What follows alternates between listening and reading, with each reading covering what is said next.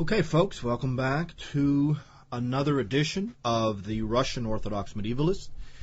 And our goal here is to clarify major elements in both Orthodox and Russian history with an eye to a true, solid historical revisionism, but also to continually show Russia as, at least today, the nexus of the battle against the New World Order. And so everything that we do, we're going to be jumping around quite a bit here. We're going to be dealing with different areas of history, different areas of theology and literature and things like this. But the purpose of it all is the same. The purpose of it all is to have my audience fully comprehend, understand the basics, and some of the more revisionist elements in Russian history that are salient to our struggle against globalization and the New World Order. And an understanding of Russia is central to that because, as of right now, the Russian state and society is mobilized against the New World Order. And what we're going to do tonight is we're going to deal with a little-known and little-studied area of Russian history, and that is the immediate post-Petrine era.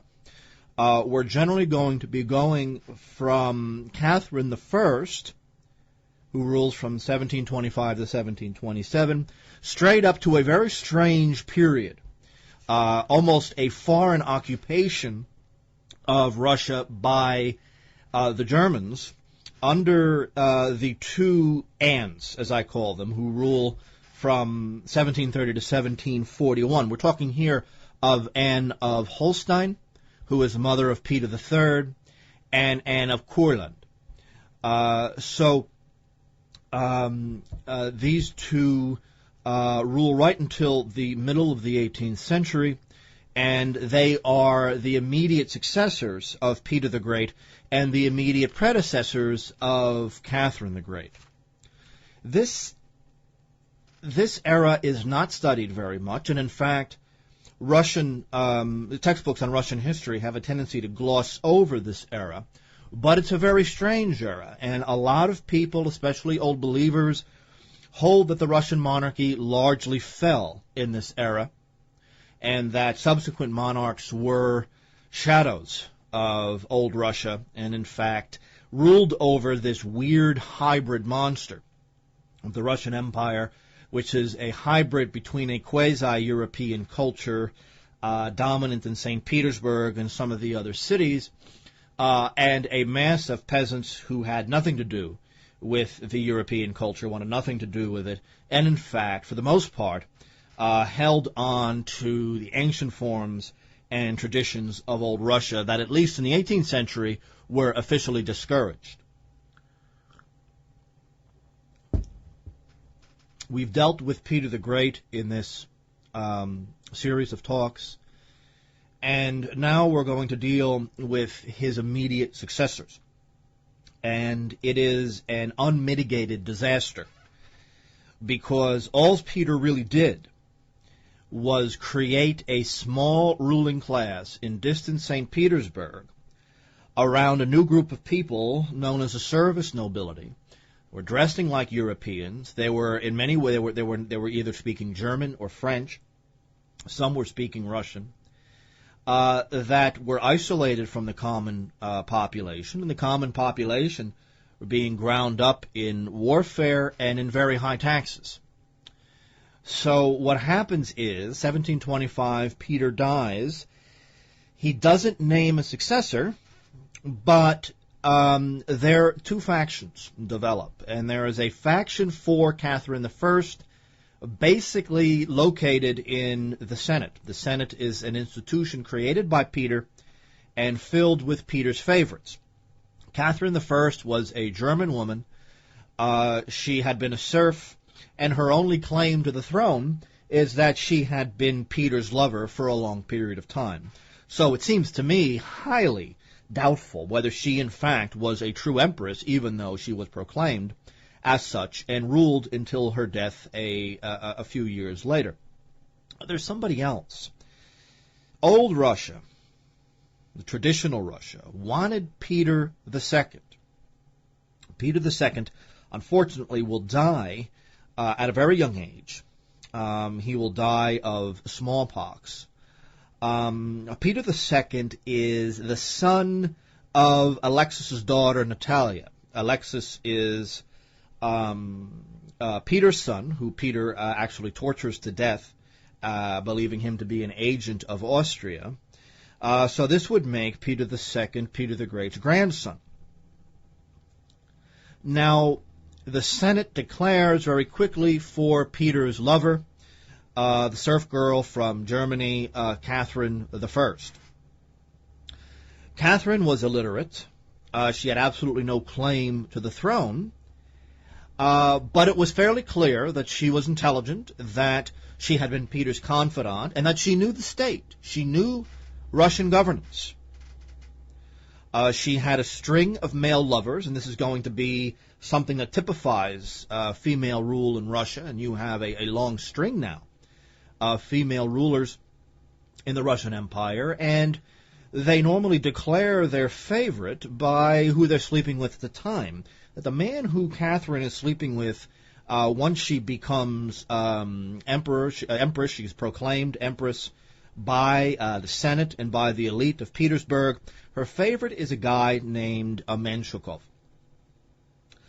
Menshikov is going to show up quite a bit. He actually wants to himself become ruler of the state and place his daughter within the royal family. That'll come a little later. But he actually rules in the place of Catherine I. Under Catherine I, which is in essence a regency of a guy by the name of Menshikov, he does a few things. They create the Russian Academy of Sciences. They begin a substantial scientific exploration of Eastern Russia and Siberia. This is where the cult of personality around Peter comes from. Peter was not a popular ruler, particularly with the lower classes, and so the elite, once Catherine is placed on the throne, Catherine and Menshikov and the elite in the Senate in Petersburg, the elite of the city, will create really the first Russian cult of personality. In this case, a secular cult around Peter as almost a reincarnation of the old Roman emperors. Also in this era, you have an explosion of newspapers and an explosion of literacy. There is a reorganization of the Russian aristocracy that had been oppressed under Peter the Great, for better or for worse. And Catherine had asked Peter II to be her successor. In terms of foreign policy, the main issue was, and this is really the last time this is going to happen, there will be a treaty made with the Austrian Empire, the purpose of which is to control a major rising power in Central Europe and Eastern Europe, and that is Prussia. Menshikov is essentially ruling in this period of time. He is close to Peter, he is close to the Senate, he is close to the Petrine organization. He viewed himself as the actual ruler of the state in this period of time. Menshikov views himself as a czar, and in fact he is ruling in the name of Catherine I, who in fact is ruling in the name of Peter the Great. Catherine wanted to place Peter II in a marriage alliance with Menshikov and to have Peter II marry into Menshikov's family. And Peter II, as a very young boy, is being taught and being raised by those loyal to the Menshikov clan. In fact, Menshikov will eventually come to call himself Generalissimo of the Russian Empire. So those who, you can clearly see how those who believe in old Russia, those who believe in the ancient Orthodox life, are rejecting Peter and certainly are rejecting Catherine I and Menshikov. Menshikov makes himself very unpopular. He is Peter II will eventually come to typify the reaction against Peter and reaction against those who want to glorify the Petrine legacy under the Menshikov clan, who, at this stage, between 25 and 27 of the 18th century, is in fact ruling the state. But even as a young boy, Peter II is rebelling against Menshikoff's rule. He is rebelling against the Petrine legacy. Peter II's aunt Elizabeth, who will eventually take over, also dislikes Menshikov. Elizabeth is Peter I's daughter and is quite clearly a threat to Menshikov. 1727, after the death of Catherine, Menshikov is arrested. And the guards, the military formations around the palace in Petersburg will go over to Peter II. And what Peter II will do, even as a young man, will reject Menshikov's daughter as his fiancée. But there is another aristocratic clan behind Peter II, and that is the Dologorki. So now you have, like you have after the death of Alexis, you have two families vying for power. Central control, central rule has fallen to pieces. Foreign powers such as Sweden or Prussia have this notion that maybe pieces of Russia can be carved out. The fact is that without a solid rule in the Russian capital, Russia is in a lot of trouble. Now you have two powerful clans, the Dologorkis and the Menshikovs, that are fighting each other off, and Catherine I, who had absolutely no claim to the throne whatsoever, is not Russian, was not Orthodox, at least not in a substantial way, was the primary patron and lover of the Menshikov clan, but Peter II is now the point man for the Dologorkis. And so central rule has completely fallen apart. And what Peter II will do is declare himself essentially the sign of old Russia, an anti-Petrine figure who wants to return Russia to its pre-Petrine rulership. He will marry the oldest daughter of the Dologorki patriarch. And there is, therefore, this now institutional reaction against Peter the Great. And so you see already a major cleavage, a major cleft in Russian society that is between the Petrine European reforms and the aristocratic rule under a strong emperor in St. Petersburg, which is now typified by Catherine I, 1727, dies, and the Menshikov clan. On the other hand, you have those who still hold to a strong monarchy, but these have a tendency to be Muscovites. These have a tendency to be people who believe in old agrarian Russia, not a European empire. And this is institutionally manifest in the life of the very short life of Peter II and the Dologorki clan. The Dologorki will, in fact, take over the government while Peter II, still a young kid, at this time, he'll die at 17 in 1730. So he's, 14, 15 when he's married off to the Dologorki clan, and so you now have another short era of oligarchic rule in Russia. Peter II will eventually attempt to rebel against his aristocratic patrons, but unfortunately, he will die of smallpox at the age of 17 in 1730. So, in this era of Catherine I, Peter II, the immediate post-Petrine era, you have a 7-year period which is fairly peaceful. You have, but you do have a period of time where these two clans have their own foreign policy issue. The Menshikov clan is pro-Austrian. They view Prussia as the main threat. On the other hand, the Dologorkis are pro-Prussian and view Austria as the main threat. And this is actually going to be very significant in terms of the European alliance system, the first half of the 18th century. The other significant thing that Peter II will do is, given his alliance with Prussia, he believes that will stabilize Central Europe. He then goes to the Far East and begins building a trade relationship with the Chinese. So that Peter II holds that his alliance with Prussia will permit the Russian Empire to now expand to the east, which had not been thought of really since the days of Ivan the Terrible. That Russia's destiny, in fact, lies with the Chinese, the Japanese, the Muslims of Central Asia, not necessarily in Europe. And so you see this cleft in Russian society. Where is she going to go? Is she an Eastern society based around the agrarian Orthodox faith, or is she a European empire? And, you know, with everything that goes along with that, European wars, high taxes, European tastes, secularization, increasing secularization of Russian society, and so you have the cleft that exists around the legacy of Peter the Great.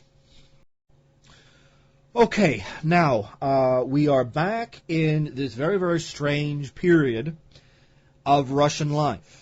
The period that I call in the past the period of the two Annes. That is to say, the Anne of Holstein and Anne of Courland, both German women related to the Petrine line, the Romanov line,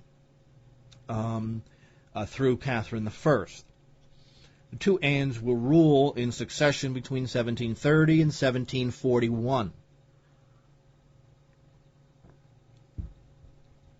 The significance of this era is multifold.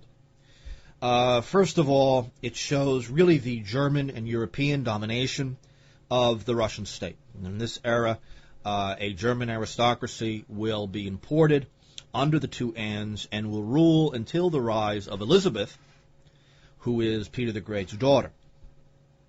You have a complete disintegration of central rule in the Russian Empire, and you have substantial factionalization within Russian society, even over and above the cultural cleavage that has developed since the reign of Peter.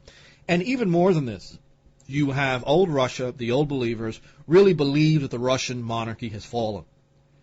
That Catherine I, this is not Catherine the Great, Catherine the Great is Catherine II, Catherine I has no right to rule, Peter the Great was a Freemason, that this is no longer an Orthodox empire, this is now a secular European empire, and therefore old Russia has to go underground. And that mentality develops consistently throughout this era with the Old Believers movement, which in this era will amount to roughly 40% of the Russian population.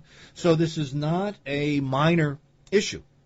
And even Solzhenitsyn holds that this cleavage is absolutely definitive in Russian history between the Old Believers movement, those who believe in old Russia, and the agrarian Orthodox realm, and those who follow Peter I, the secular European empire.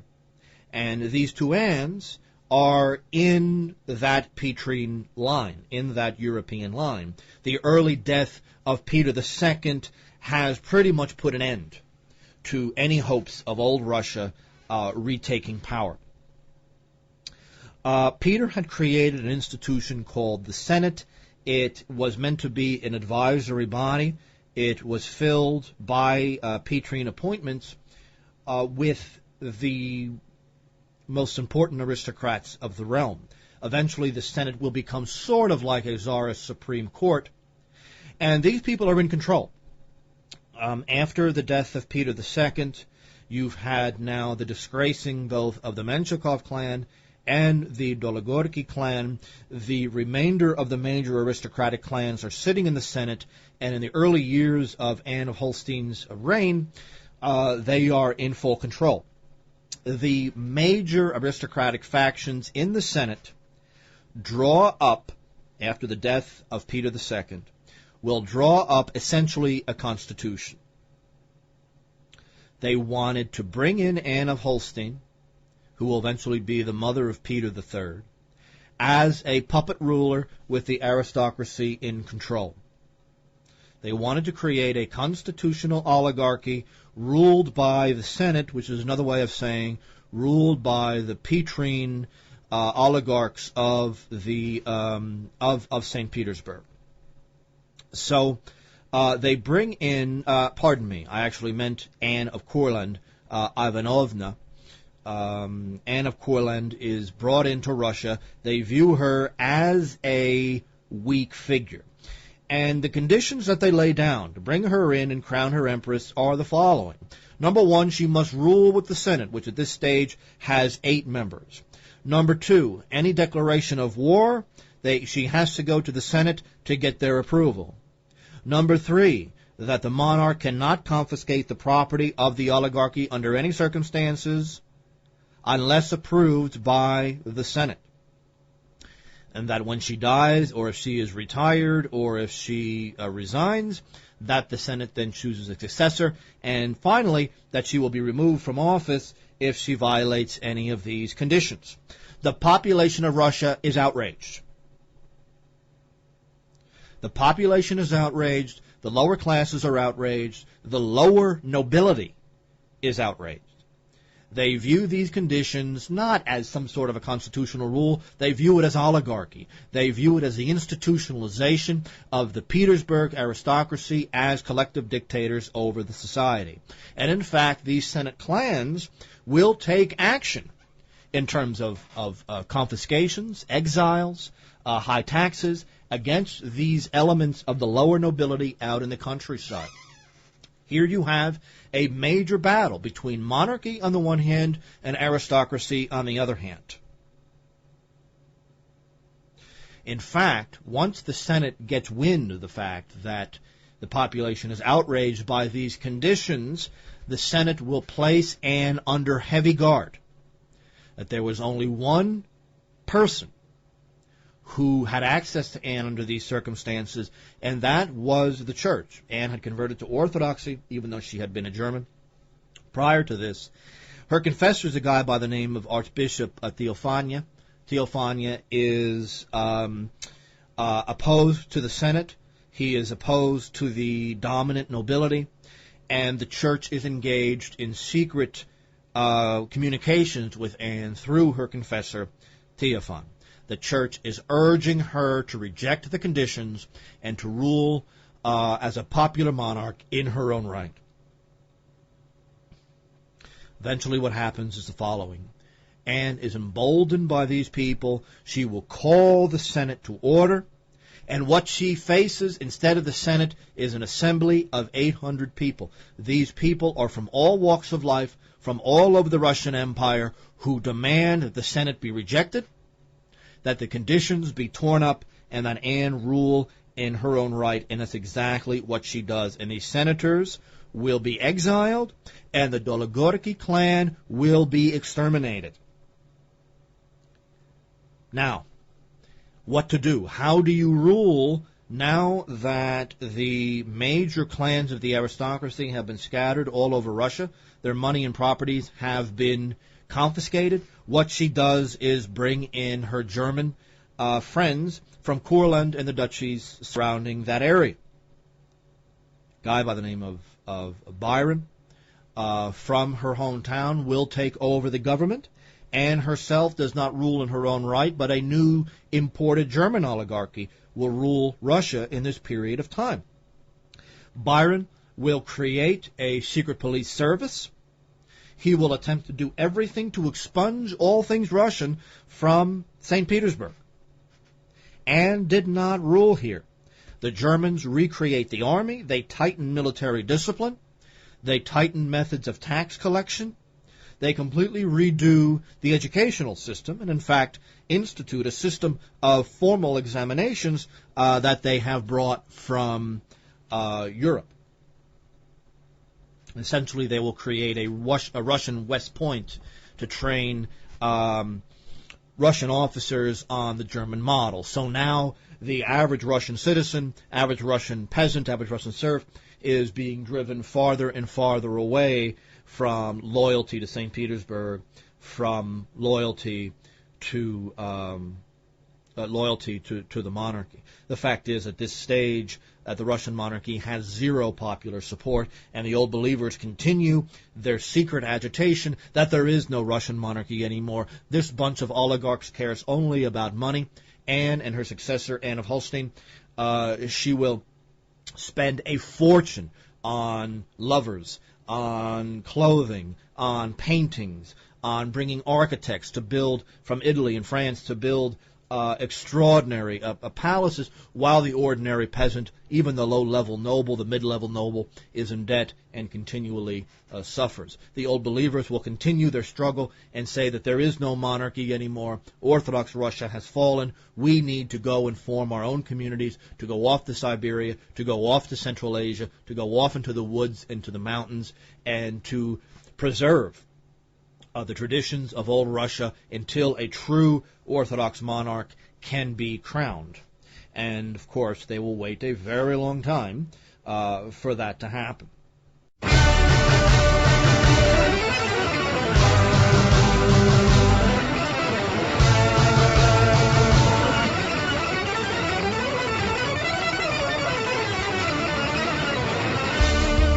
Don't go away, because there's more on the Orthodox Medievalist.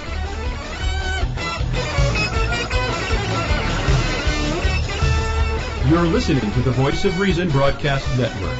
Visit us at reasonradionetwork.com.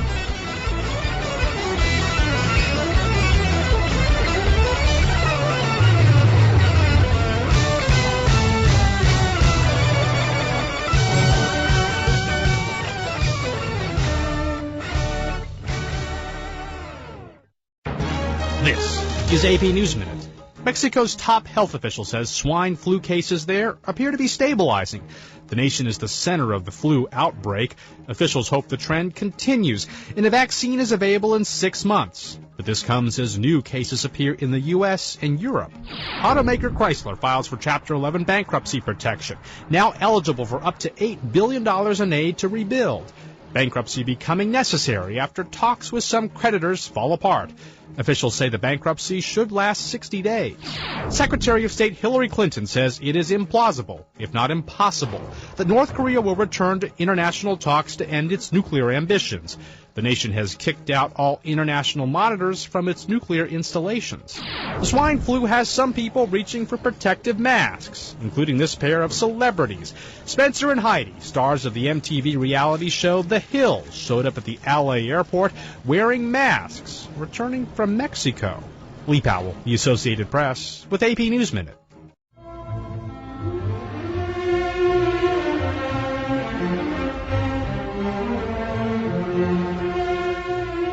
Let's return to the Orthodox Medievalist, brought to you by the Voice of Reason Broadcast Network, reasonradionetwork.com.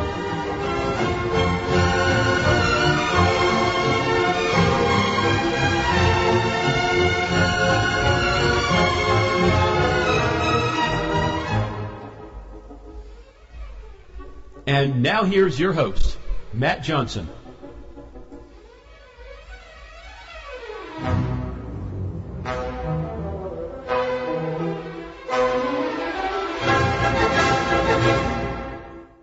The Germans, after the death of Anne, essentially want to maintain their hold on power, and they will import another Anne, this time Anne of Holstein. Also a German. She will be the mother of the Freemason Peter III, and she will take over. And when she takes over, she's invited by the Germans to essentially act as a figurehead. The various factions in this new imported German oligarchy will fight one another for control over Russia. So now you have a non-Orthodox group of people controlling Russia. You have an oligarchy controlling Russia. You have a non-Russian oligarchy controlling Russia. The language of St. Petersburg is now German. The Germans have taken over through Byron and those he has brought from the various small German duchies in the extreme east, Courland, Holstein, etc. And shows no activity whatsoever. You just buy her dresses, you bring her men, you bring her wine, she's happy. No, but this is what she was meant to be in the first place. She was meant to be a figurehead. So, I mean, is it crazy that the old believers are wrong or are correct in this area to say that there is no Russian monarchy anymore? Orthodox Russia has fallen. Elizabeth finally shows herself. Elizabeth is the daughter of Peter. She's 28 at this period of time. She'll eventually take over in 1741 and rule until 1762. She's very quick-minded. She's 28 years old. Many want her to take action. Many want her to overthrow the Germans, overthrow this useless Anne of Holstein, and to overthrow the system, and to, at least in her case, reinstall the Petrine monarchy. The Navy will be the first important group of people to declare publicly for Elizabeth, and the Russian-speaking military apparatus around the palace will eventually find Lord Byron and kill him, and they will murder the remaining Germans who dominate the system in St. Petersburg. The French, the fact is that Prussia and the Eastern Germans in general have taken over the Russian government. This has alarmed the French for a long period of time, and it's largely French money that will back Elizabeth. The fact that Prussia has now essentially taken over the Russian Empire frightens the French, and the French will become Elizabeth's primary promoters. And she will receive French money and French support, but at the same time, given the unpopularity of the German rulers, it doesn't take much. Elizabeth will visit the elite guards in the barracks in St. Petersburg, and she will introduce herself as Peter's daughter, which of course she is, and she's very charming, and she very quickly gains the support of the military forces.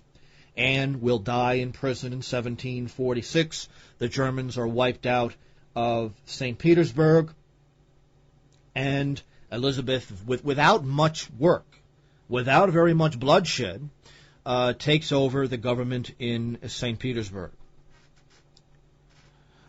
Peter III is then brought in from Holstein to be Elizabeth's successor. And in 1741, Elizabeth will write a resolution against foreign rule. The two powers that have supported her are not just the French, but also the Swedes, who seek to really essentially cajole the population into rising up against the Germans, who also threaten Swedish power. But Elizabeth will double-cross the Swedes and defeat her armies in the extreme portion of northeastern Europe. So there is now a very tight French-Russian alliance made, and of course this clearly affects European life throughout the continent. And the only time that this alliance will be interrupted temporarily will be, of course, under Napoleon, and then Russia will fight the French, among others, in the Crimean War. But as a matter of course, this alliance is lucrative. The Russian economy is now, from here on in, be bankrolled by French investors. And at the same time, Austria and England suddenly find Prussia to be a worthwhile ally. So this is clearly affecting very seriously the European balance of power. Elizabeth will, at least early on, she will be a very strong ruler. She reforms the clergy. She kicks the Ukrainians out of the Russian clergy. She wants to split the difference between the Old Believer movement and the very now westernized Russian church hierarchy. She accepts a lot of the German educational reforms.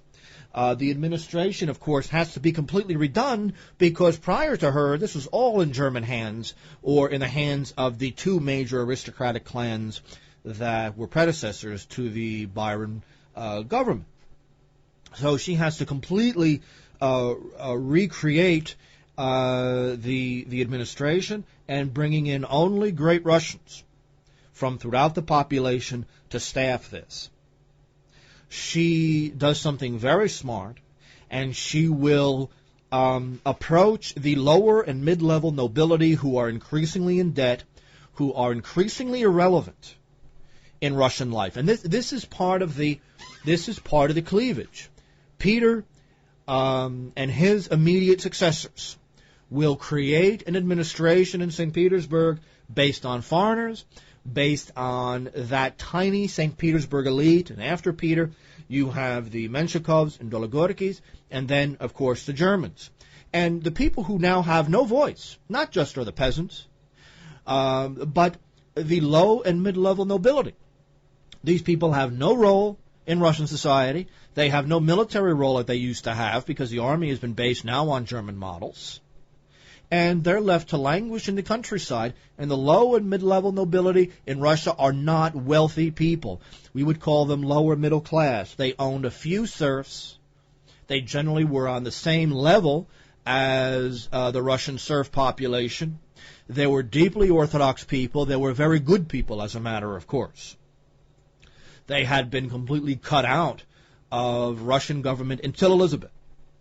And what Elizabeth will do is seek to increase the position of this key element in Russian society. She'll fail to do this, and in fact, from here on in, this low-level nobility will eventually become irrelevant, and they will sink gradually into indolence. They will sink gradually into irrelevance.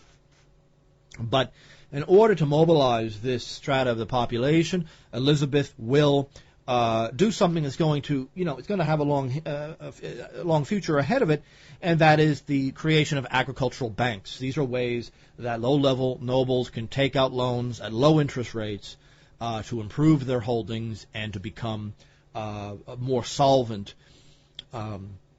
financially speaking. The fact is that the oligarchy in St. Petersburg runs everything. They control a huge number of serfs. They are the dominant serf-owning element in society, and the more or less yeoman-style low-level nobility in the countryside simply cannot get it together. She will abolish the death penalty, and she will also abolish torture as a method of punishment, considering them un-Russian.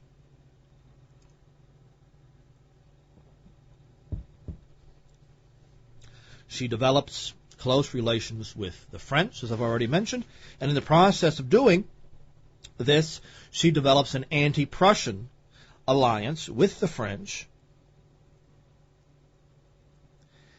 and the English find themselves panicking, and the British seek to form their own alliance to control Russia, which under Elizabeth has played her hand very, very well, and so the British will approach the Austrians and create a anti-Russian alliance with the Austrian government, and the Austrians will become the primary enemy of Russia for a very, very long time to come. Prussia is growing at a substantial rate. She is unbalancing this balance of power. In 1757, they will be defeated in open battle by the Russians. And the man that she picks to do this is a guy by the name of Alexei Betujev, and he is foreign minister under Elizabeth, and his role is to surround Prussia with enemies. But even though Prussia will be defeated by the Russian armies, that Bestujev is very close with the French will also be alarmed by the tremendous growth of Russian power, to some extent, on the French payroll. And the French will be as alarmed as the English with the tremendous growth of Russian power. And so what you have is this slowly but surely very strange alliance of Vienna, Paris, and London to attempt to create a counterweight to the relatively competent leadership in the Russian Empire.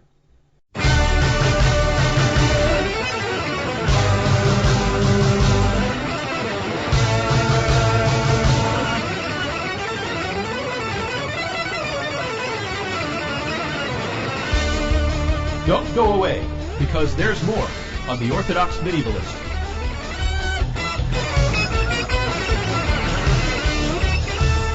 You're listening to the Voice of Reason Broadcast Network.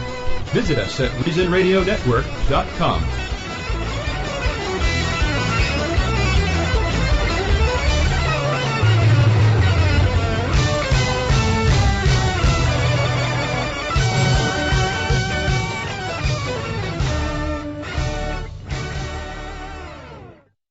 AP Money Minute.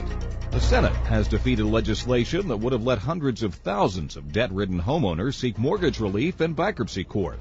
The bill would have allowed bankruptcy judges to rewrite mortgage terms if a bank refused to offer better ones. Only 45 senators voted in favor of the bill, 51 were against. General Motors bondholders want a majority stake in the restructured automaker in exchange for forgiving their claim to $27 billion of GM debt. Bondholders say the proposal is more fair than GM's proposal and leaves the government without an equity stake in the new GM, saving taxpayers $10 billion. Americans spent less than expected in March, pulling back after a burst of buying in the first 2 months of the year. The reversal was tied to a larger than expected decline in income, a stark reminder of the fragile economy trying to emerge from the deep recession. I'm Mark Hamrick with AP Money Minute.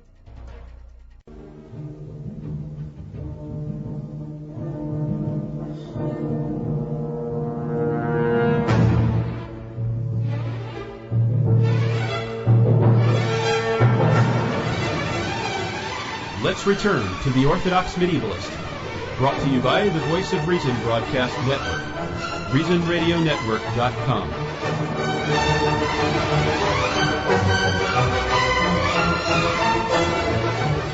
And now here's your host, Matt Johnson.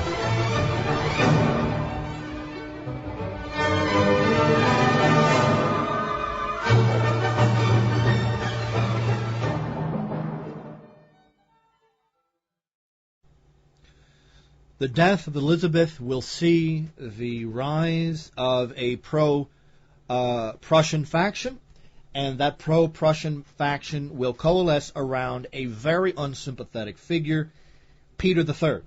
Peter III is a Prussian nationalist. He is the grandson of Catherine I. He is the grandson of Catherine I, and therefore the son of the first Anne. He is made a monarch by Elizabeth in the waning days of Elizabeth's rule, and will make peace with Prussia. He'll make peace with Prussia after the substantial Russian victories against her and the substantial markets and money that the Russians have gained against the Prussians. And as a result, Peter makes himself very unpopular with this pro-Prussian, pro-German mentality. Peter III is allied now with Frederick II. And what he will do, at the advice of Frederick II, is that he will free the nobility from state service. Peter the Great had insisted that all noble families put their money and their power at the behest of the monarchy. Now, Peter III, in hopes to cover over his problems with the population, given his peace with Prussia, he will free the nobility from all state service. This means that state service now will be in the hands of foreigners brought in from Europe and the professional bureaucracy at St. Petersburg. In a stroke of the pen, Peter III has made the Russian nobility completely irrelevant. But Peter III is a Freemason. Peter III is opposed to orthodoxy. He has converted simply as a matter of course. And he attempts to place a complete Prussian rule over the Russian army. Prussian uniforms, Prussian strategy, Prussian discipline. And it doesn't take, he rules only for 6 months. And he will be murdered by the palace guard and the young officers stationed in and around the St. Petersburg area. But he was hated. He was hated because of his pro-Russian stance. The French had become very popular in Russia. Because of his smoking. Even though tobacco was now legal in Russia, smoking was considered a very bad habit. He was anti-Orthodox. He wanted to Lutheranize the country. And he drove the French cultural renaissance out of Russian territory. But he did do a number of interesting things that deserve to be taken seriously. He brought the beet crop into Russia, which I know doesn't seem like much. But the beet is where the Russians now get all their sugar. So they're no longer dependent on Western sources of this very, very popular crop. The beet sugar adds a brand new, very powerful element to Russian agriculture. He reverses the Petrine policy of bringing serfs to industrial enterprises. This was a major error of Peter, where he wanted to jumpstart Russian industry by forcing bond servants into industrial plants, essentially to be worked to death. Peter will abolish this particular plan, although it's not widely enforced. He will abolish the secret police. He will declare amnesty for any peasants that have rebelled against the Petrine system. And because he doesn't care that much about religion, he will officially tolerate the old believers. So Peter III will eventually be murdered, and his wife of a long time, Catherine the Great, which will take Russia straight up until 1770, right up until the end of the 18th century. Catherine's first act after the murder of Peter III is to eliminate the alliance with Prussia. But what is eventually going to happen is that she is going to be forced out of that to recreate the alliance with Prussia and create this northern maritime alliance with the British and the Danes, because in the early years of Catherine the Great, the French and the Austrians, the major banking houses in Paris and Vienna, have now joined forces.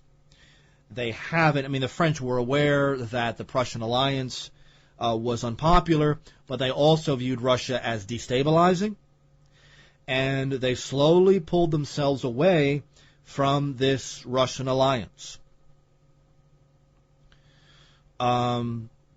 Catherine, in her early years, sought a weak Poland, which the French wanted to use against Russia. And in fact, it will be Catherine's reign which will finally end the dominance of Poland in this area, that will destroy the Polish state and bring 1/3 of Poland under Prussia, 1/3 of Poland under Russia, and the last third under Austria. However, Russia does take action against Poland not to take new lands, but to regain old lands which were primarily Orthodox people, what we would call Belarus and parts of northern Ukraine today. They claim that the Polish aristocracy had suppressed the Orthodox faith, which is probably true. And Prussians, for their part, were claiming to take a part of Poland because this was really West Prussia, and there were a lot of Germans there who did not care for Polish overlordship. And, of course, the Prussians claimed, just as the Polish aristocracy had suppressed the Orthodox, they had also repressed the Lutherans. So in both cases, Prussia and Russia were able to carve up Poland for their own purposes, but they were taking lands that for the most part contained either Lutheran Prussians on the one hand or Orthodox Belarusians and Ukrainians on the other. The fact is that Poland was an archaic state. They had maintained feudalism. They had a weak economy. There was no movement forward, and it was just a matter of time before the Polish state essentially collapsed. So, again, what is the point here? The point of all of this is that Russia is now permanently divided. The point is that now Freemasonry and European customs have become dominant in the capital, and yet generally are not touching the mid and lower nobility as well as the peasantry. So now you have two Russias. You have the Russia that looks to Western Europe, to England, to France, to the Netherlands, that seeks a maritime empire, that seeks a capitalist class, that seeks secularization, the confiscation of the lands of the monasteries, the modification of the Orthodox faith. Then you have those, generally in the poorer classes, who support the old Russian popular monarchy, the local control, and a highly monastic understanding of the Orthodox faith. These are irreconcilable opposites. The old believers, as I said, will dominate about 40% of the Russian population and will withdraw their consent from the Russian state. This is the thing. The old believers, old Russia, will withdraw its consent from the Russian state, will say that the Russian Empire has fallen, that there is no monarchy anymore, and that we have to preserve old Russia in the hills. That means that all that's left is a thin strata of Europeanized aristocracy dominating from distant St. Petersburg. The state, really from here on in, is going to be completely isolated from the population because of this, and in fact substantial proportion of the population will reject the state altogether. And what we're going to see, and we'll talk about this some other time, is the massive peasant uprising of Emelian Pugachev under Catherine the Great that almost completely topples the Russian monarchy. It will be led by the Cossacks, and we will deal with this some other time, but the massive rebellion, but Pugachev will take all of southern Russia, will create his own monarchy under the Cossacks and under the old Orthodox faith. They will actually take all the southern cities of Russia, will threaten Moscow, will include armies of hundreds of thousands of peasants led by Cossacks. The fact is that Pugachev is the last major rebellion of old Russia against the Petrine system and against serfdom and against high taxes and against European empire. We don't have time to deal with that now. We will deal with it soon, however. And I want to say goodbye to you, and I want to thank everyone at Voice of Reason and all my friends there for helping me out and putting this show together. I want you guys to realize that what we're dealing with here is the attempt of seeing Russia as the fighter, the center of the world, the center of the battle against the New World Order. And a full understanding of Russia and her history is absolutely essential. So until next time, God bless. Bye-bye.